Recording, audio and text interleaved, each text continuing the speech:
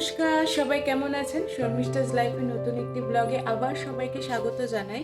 আশা করব সবাই ভালো আছেন আর সুস্থ আছেন। আজকের ভিডিওটা আমার একটা জায়গায় যাওয়া নিয়ে, সেটা হলো একটি আশ্রম। সেটা দেখার জন্য অবশ্যই আমার চ্যানেলের সাথে থাকতে হবে। আজকে সত্যি কথা বলতে সেটি আমার ছেলের স্কুলের সামনে। আর সেখানে যাওয়ার একটা কারণ হলো, ছেলেকে স্কুলে দেওয়ার পর অনেকটা টাইম থাকে, তো সেই টাইমটা ফাঁকা কেন বসে থাকবো, তাই আমি আর আমার বান্ধবী মিলে তো বললাম চলো একটু ঘুরে আসি। আর কোথায় ঘুরে আসি, সামনাসামনি কোথাও একটা জায়গা দিই। তো সেখানে ছিল ওই আশ্রমটি, তো সেই আশ্রমের থেকে ঘুরে আসলাম। জানেন তো, গিয়ে পুরো মনটা শান্ত হয়ে গেল। এত সুন্দর জায়গা, এত সুন্দর পরিবেশ। হ্যাঁ, ছোটবেলায় একবার গিয়েছিলাম আমার মেসোর সাথে। যে মাসির বাড়িতে আমি যাই, সেই মাসির বাড়ির ওখানেই আশ্রমটি। তো আবার আজকে গেলাম অনেক বড় হয়ে। আর সেখানে পরিবেশটা সত্যি কথা বলতে আপনাদের মনটা একদম জুড়িয়ে নেবে। আশা করব সবাই ভালো আছেন। আর আমার কমেন্টগুলো, আমার লাইভগুলো, আমার চ্যানেলটি দেখে সবাই আমাকে একটুখানি সাবস্ক্রাইব করবেন আর সাপোর্ট করবেন। চলুন তবে সাথে থাকুন। আজকে সে একটা নিয়ে যাব পুরো একেবারে গ্রাম্য পরিবেশ।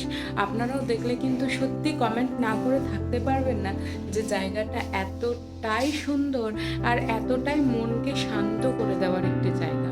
আমি নর্মালি এখন এসে আপনাদের সাথে ব্লগে করব বলেই ভিডিওটা দিচ্ছি। আর প্রথমে বলে নিলাম যে জায়গাটা কোথায়, কারণ একটাই, যে জায়গাটা সম্পর্কে আমি যতই বলি না কেন ততই মনে হয় কম হবে। তাই সব কিছু তো আর ওইটুকু কথার মধ্যে শেষ করা যায় না। তাই আর কি প্রথমে আপনাদেরকে বলে দিলাম যে আমি কোথায় যাব আর কী দেখাতে চলেছি। চলুন তবে সাথে থাকুন আর ভিডিওটা আজকে শুরু করি। চলুন তবে যাওয়া যাক। জায়গাটি হলো কপিলমণি দেবের আশ্রম। আপনাদের পরে নামটি আমি থাম্বনেলে দিয়ে দেখিয়ে দেবো। জায়গাটা সত্যি বলতে, নিজের মনে যখন অনেক বেশি অভিমান, রাগ, দুঃখ, কষ্ট জমে থাকে, আমার মনে হয় এখানে গেলে না একদম মনটা আমার সত্যি শান্ত হয়ে যায়। যখন গিয়েছিলাম সবে তখন পুজো শুরু হয়েছিল। দেখবেন, আসুন, পাশে যজ্ঞটিও সবে চলছে। আমি জানি না, হয়তো জানেন তো, যজ্ঞটি না সেখানে সারাক্ষণ ধরেই জ্বলতে থাকে। অনেকটা ভেতরে গিয়েই ফোনটা ধরে একটু ভিডিও করার চেষ্টা করলাম। যতটা পেরেছি ততটা তুলেছি। সবে ওনারা পুজো সেরেছেন, হয়তো গুরুদেবকে খেতে দিয়েছেন, তার জন্য খানিকক্ষণ বাদে পর্দাটিও দিয়ে দিয়েছেন। গ্রিলের ভাত দিয়ে যতটা পেরেছি ততটা কিন্তু তুলেছি। আর ওই চারিদিকটা ধূপের গন্ধে এত সুন্দর পরিবেশটা লাগছিল। আর বাগানটি এত বড়, মানে আপনারা না দেখলে বিশ্বাস করতে পারবেন না। সত্যি মনে হয় কি সেই যেন আগেকার দিনে আমাদের একদম বাড়ি ঘরগুলো ছিল মাটির, টালির, সেরকম একটা পরিবেশে চলে গিয়েছিলাম। দেখবেন, আসুন, এখানে না গরু রয়েছে। সেই গরুর গোবরগুলো দিয়ে আমার মনে হয় এখানে ওনারা সার তৈরি করে। সারগুলো তৈরি করে সেই সারগুলো প্রত্যেককে গাছের গোড়ায় দেয়, তাতে গাছগুলো আরও ভালো হয়। ওই গোবরগুলোকে পচানোর জায়গাগুলোও রয়েছে, পিছনে প্রচুর গরুর গোবর রয়েছে। এখনকার মানুষের দিনে অনেকেই গরু গোবর এই সমস্ত আর কেউ দেখতেই পায় না। হয়তো আমার চ্যানেলে দেখে অনেকে ছিছিও করবেন, কিন্তু সত্যি কথা বলতে গোমাতা কিন্তু একটা খুব আমাদের স্নেহের, ভালোবাসার জিনিস, তাই না? তার এই গরুর গোমূত্র গোচানো দিয়েও কিন্তু আমাদের অনেক কাজ হয়ে যায়। গরুর দিয়ে পাওয়া, গোমাতা দিয়ে পাওয়া কোনোটা জিনিসই কিন্তু আমাদের থেকে অপচয় করা যায় না। তাকে আমরা সত্যি পূজনীয়র মতো পুজো করে থাকি। যাই হোক, চলুন বাগানটিকে আপনাদের ঘুরে দেখাই। দেখুন, দেখেছেন পুরো একদম বাতাবি লেবু গাছগুলো সামনে থেকে দেখাবো। জানেন তো, গোবরের জন্য না যেতে পারছিলাম না, পায়ে একদম পুরো ডেবে যাবে, যে কারণে পুরো ভিডিওটা করতে গিয়েও না মনে হচ্ছিল এই এদিকে পা দেবো কি ওইদিকে পা দেবো। চলুন তবে, ওখানে ছিল জানেন তো একটা পুরনো মন্দির। এখনও সেই মন্দিরটায় হয়তো পুজো হয় না, আপনাদেরকে সামনে দিয়ে দেখাবো। একেবারে পুরো দেখুন গ্রাম্য পরিবেশ, দেখেছেন?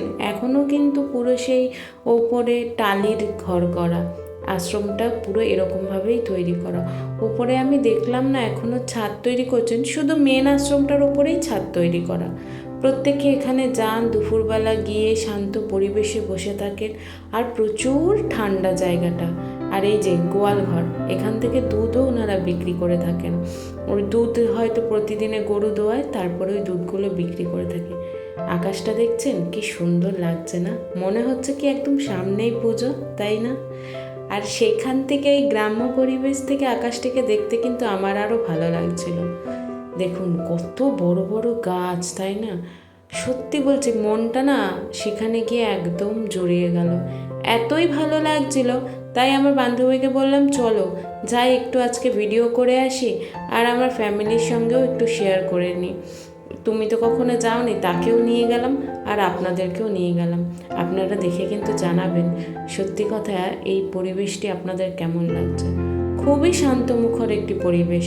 যাদের মন খারাপ থাকবে বা কখনো মনে কোনো দুঃখ কষ্ট থাকলে 5টা মিনিট গিয়ে বসলে আপনার মনটা সত্যি একেবারে শান্ত পরিবেশে চলে যাবে। কোনো দুঃখ দ্বিধা কষ্ট আমার মনে হয় না আর ওই মুহূর্তে আপনার মনের মধ্যে আসবে।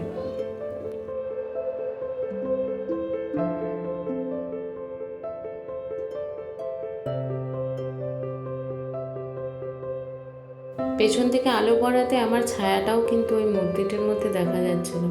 আর ওই যে পেছনে আমার বান্ধবী ওকে দিচ্ছে, সে একটু ক্যামেরার সামনে আসতে লজ্জা পায়, তাই সে আমার পেছন পেছন গিয়ে সেও আজকে ভিডিও করেছে।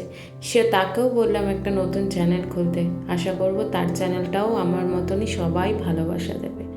যাই হোক, দেখুন দেখেছেন এই মূর্তিগুলো, ওখানে নামগুলো পড়েছিলাম, নামগুলো সত্যি কথা বলতে মনে নেই, আর যতটা পেরেছিলাম ফোন ভেতরে ঢুকিয়ে আপনাদের জন্য সত্যি কথা বলতে তোলার চেষ্টা করেছি। দেখেছেন পুরো একদম মূর্তিগুলোকে ঘিরে রেখেছে।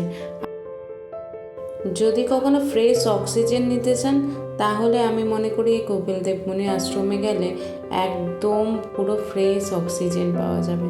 এত বেশি গাছপালা আর সেখানটা এত বেশি ঠান্ডা, মানে সত্যি কথা বলতে আমার না আর আসতে ইচ্ছে করছিল না সেখান থেকে, এতটাই ভালো লাগছিল।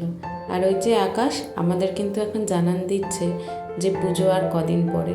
এই যে সে বাতাবি লেবু গাছটা অনেক কষ্টে আপনাদের সঙ্গে গিয়ে তুললাম, দেখেছেন বাতাবি লেবুগুলো কি বড় বড় এক একটা বাতাবি লেবু।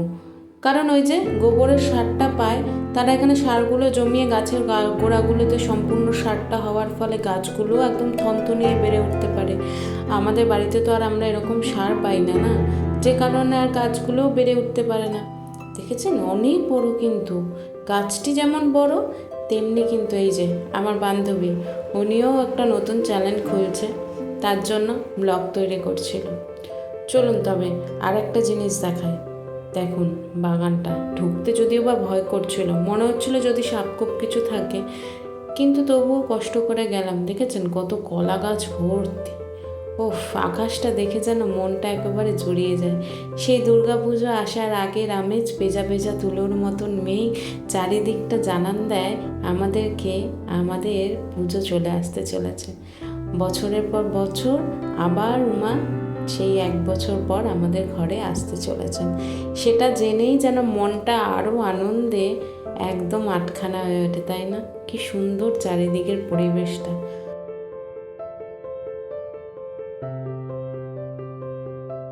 এই আকাশ আর বাতাসের গন্ধই যেন আমাদের বলে দেয় যে আমাদের মা আবার আমাদের ঘরে আসতে চলেছে 1 বছরের অপেক্ষার পর, তাই না?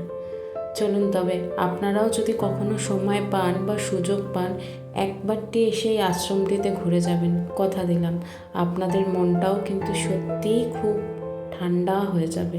এই শীতল পরিবেশে কারোর মন ঠান্ডা না হয়ে কখনোই পারবে না।